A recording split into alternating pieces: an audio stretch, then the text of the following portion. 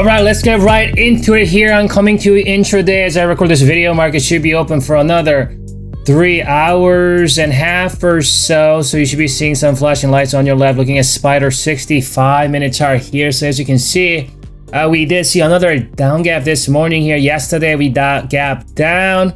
And then we plunged, we got back up a little bit. We met with the moving averages cluster here. As you can see, as soon as we lost that micro term, I was emphasizing, tweeting things out every day, that micro term moving average that needs to be protected. As you can see here, once we lost it, we gapped down.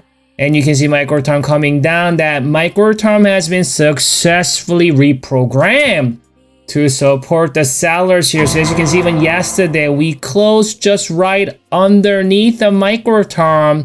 But with the yesterday's sell-off, we broke below the short term, long term, and mid term. Pretty much all the moving averages have been reclaimed to the downside. So even the fact that we did see about 3 hours of upturn yesterday, and I talked about the fact that if we don't see a follow-through, we may see, you know what I'm saying? Because the last couple days up move or couple hours up move is not gonna be a lot, especially after bulls got up there trying to battle with the boss bears right here and miserably failed. They got up here and filled about 30%. You see that purple box, that's the island down gap, which I've been referring to as a boss bear command center. As soon as the boss bear command center has been established, as you can see right here in early August, this market has not able to advance above this level, especially last early August. This entire month of August, things got extremely hectic.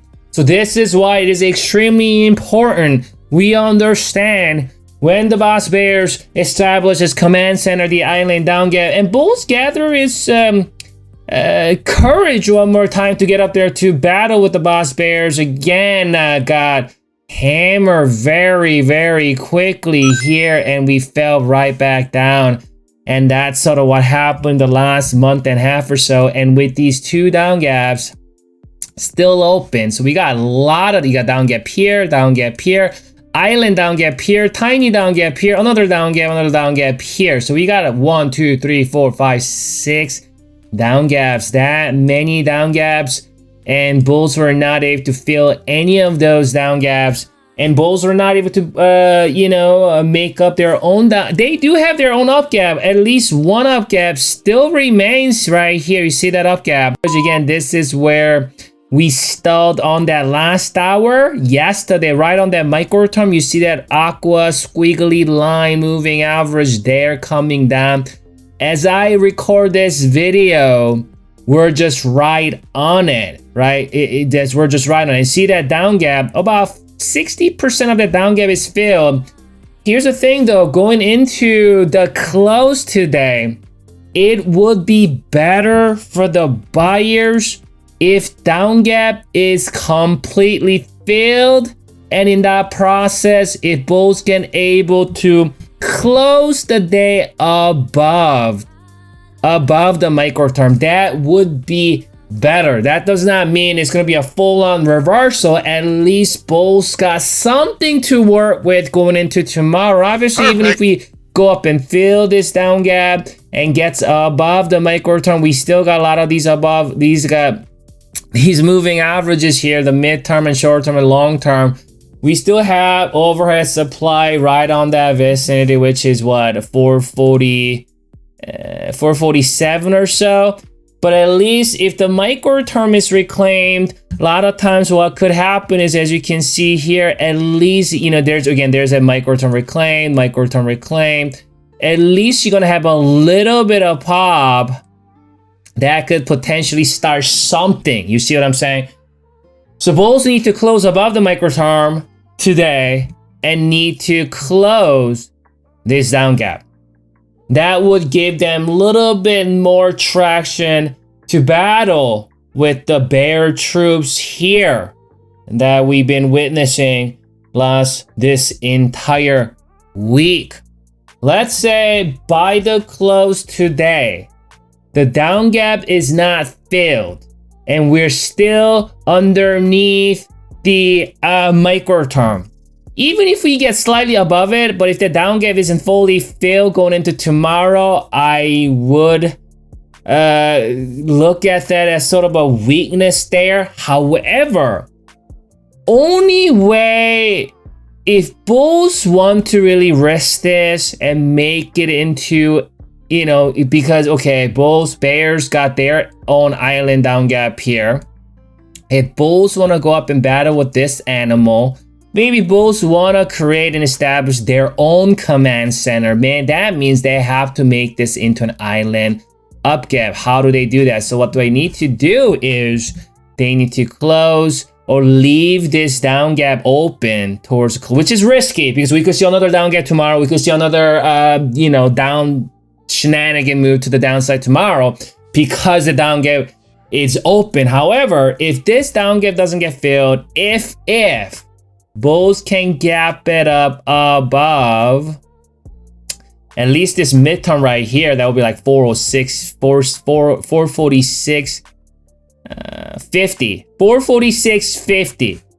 If bulls can leave this down gap and gap it up above this down gap tomorrow morning at 446.50, not only has a gap above it, it has stay above it entire day. That gap cannot be tampered with. It cannot be filled because bulls are trying to establish their own command center, making this into an island up gap, right? If that doesn't happen, well, this uptrend support, it's gonna be vulnerable, as you can see right here. It coming all the way from the mid of August, right? And then late August and here today. So when we came down, when we gapped down, that uptrend support kind of saved the day from this thing coming down even further to attack this. So that's the only up gap bulls are working with. So it's a bull's best interest this up gap remains open. You might ask, well, why does it even matter? Remember, when these down gaps were never filled, look at how difficult this market got into it for the for the entire month. And when bulls even got back up to re-challenge that down gap, island down gap, we came right back down. That's what I mean. The longer the down gap, especially the island gaps, the longer the gap stays open, the longer it gets protected, the more the strength it's going to accumulate. The oscillator is, however, crossing up today. Perfect. So that might give some of those desperate buyers today, give you ounce of hope that possibly that oscillator crossing up might be the way for the bulls finally bring this up to get back up here and battle with the boss bears one more time and possibly even defeat and dismantle this establishment. Well, this cross could mean something if we do see a follow through tomorrow. That's what I was harping on yesterday on Twitter. That just 3 hours of upturn means absolutely nothing right here, especially right under the micro-term moving average and all the moving averages cluster. It means absolutely nothing without the follow through. So now we are seeing another sort of upturn. We're still stalling as I record this video. You see that the presence of that micro-term moving average is not letting it, allowing the price get above it.